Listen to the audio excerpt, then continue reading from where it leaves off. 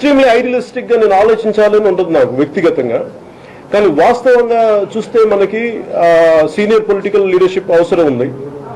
అలాగే ఓన్లీ అసలు complete idealistic బేస్డ్కి వెళ్దామంటే చాలా కష్టం అవుతుంది. అందుకంటే ఎంతో కొంత ఒక ప్రాగ్మాటిక్ ఒక ప్రాక్టికల్ అప్రోచ్ ఎంత విధి విధానాలు ఎంత ఫ్లెక్సిబుల్గా ఉండాలి, అట్ ది సేమ్ టైం మన ఐడియాలజీ నష్టపోకుండా ఎలా ముందుకు తీసుకెళ్లాలన్నది ఆలోచన. అంటే నేను లాస్ట్ టైం ఎన్డీఏ, ఈసారి ప్రస్తుతం as on now I'm not part of NDA right now this second. Andhra Pradesh special category states ప్రత్యేక పరిస్థితులు ఉన్నాయి కాబట్టి ఆదుకుంటారు, నిలబడతారనే ఉద్దేశంతో నేను అవి నెరవేర్చినప్పుడు నేను వాళ్ళతో ఎన్డీఏతో ఉన్నాను అనుకోవడం అది ప్రజా వ్యతిరేకమైన ఆలోచన విధానం అవుతుంది. అందుకని నేను పార్టీ రాజకీయ పార్టీ అంటే ప్రభుత్వంలో ఉన్న ఏ పార్టీని దుయ్యబట్టడం అనేది సరైన విధానం కాదు. I prefer a constructive criticism. దానివల్ల ఏమనిపిస్తుంది, ఒకసారి వాళ్ళకి సపోర్టింగ్ గా ఉన్నట్టు అనిపిస్తుంది. కానీ నా ఉద్దేశం ఏంటంటే వాళ్ళ తప్పుల్ని సరైన విధి విధానాలతో వెళ్తి చూపాలనుకుంటుంది. అంటే నా ఉద్దేశం సార్, ఇప్పుడు ఇన్ని పొలిటికల్ పార్టీలు లాస్ట్ ఇన్ని డికేట్స్ లో ఎవరు కన్సిస్టెంట్ గా ఒక మాట మాట్లాడారండి? ఒక సమస్యను తీసుకొని ఇన్ని సంవత్సరాలు ఏ పొలిటికల్ పార్టీ ఉంది? ఒక చిన్న ఇంక్లూడింగ్ భీమరావు బడా ఇష్యూ జరిగింది లాస్ట్ టైం. ఆ రోజుగా 2 రోజులు మాట్లాడతారు, మళ్ళీ మానేస్తారు. నేను ఏ రోజైనా సరే తక్కువ మాట్లాడతాను, కానీ చాలా కన్స్ట్రక్టివ్గా చాలా బలంగా మాట్లాడతాను దాని మీద. దాని ఎప్పుడు నేను నా స్టాండ్ మార్చుకోలేను. కాకపోతే ఏంటంటే క్రిటిసైజ్ చేయాలి కాబట్టి నేను ఏమంటే పొలిటికల్ బుల్లింగ్ అంటాను, లేదంటే పొలిటికల్ ర్యాగింగ్ అంటాను. ఇలాంటి విధి విధానాలు సంగారెడ్డి దగ్గర ఉండే నాకు పొల్యూషన్ ఇది మీద నాకు రమ్మని చెప్పి నాకు రిపీటెడ్ రిక్వెస్ట్ ఉన్నాయి. దాని ఒకసారి అటు సైడ్ అని వెళ్తాను, ఒకసారి వెళ్ళాల్సి వస్తుంది.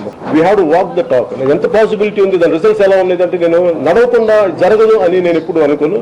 అసలు ముందు నడిచి చూస్తే ఏమేమి జరుగుతాయి చూద్దాం అనుకుంటా.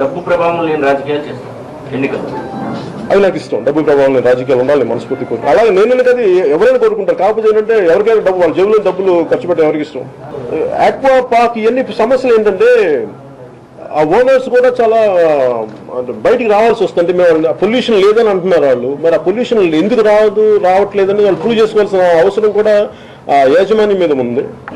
కానీ నేను ఎందుకు దీని గురించి ఎక్కువ మాట్లాడి, నిజంగా వాళ్ళంత పొల్యూషనే క్రియేట్ చేయనప్పుడు రేపు పొద్దున దాన్ని పెద్ద స్థాయి గొడవ చేయడానికి కూడా నేను దాని మీద పోరాటం చేయడం నేను సిద్ధంగానే ఉన్నాను. సో నేనేమంటానంటే కొంతమంది అనుభూతి అవసరం ఉంది పార్టీకి. గతంలో నన్ను అడిగినా కానీ నాకేంటంటే అలాంటి అనుభూతులు నేను తీసుకుంటాను ఖచ్చితంగా. కాకపోతే ఏంటంటే వాళ్ళు కొంత ప్రజలకు సమస్య మీద చాలా అవసరాలు ఉండి అంటే అవగాహన ఉండి నిలబడగలిగే వ్యక్తులు ఉన్నారు కొంతమంది. మరి వాళ్ళు ఎలాంటి పరిస్థితులు తీసుకోవాలి, ఎంత తీసుకోవాలి అనేది అంటే నా భయంలో ఏంటంటే నేను ప్రజారాజ్యాలను దెబ్బతున్నాను కాబట్టి ఎంత స్థాయి వాళ్ళతో ఎలా మాట్లాడాలి, వాళ్ళు ఎంత నన్ను నమ్ముతారు, లేదంటే ఒక ట్రస్ట్ ఫ్యాక్టరీ ఎట్లాంటి క్రియేట్ చేయొచ్చు, అప్పుడు ఎలాంటి ప్లాట్ఫామ్ లో ట్రస్ట్ ఫ్యాక్టరీ వస్తుంది అనేది ఆలోచించాను.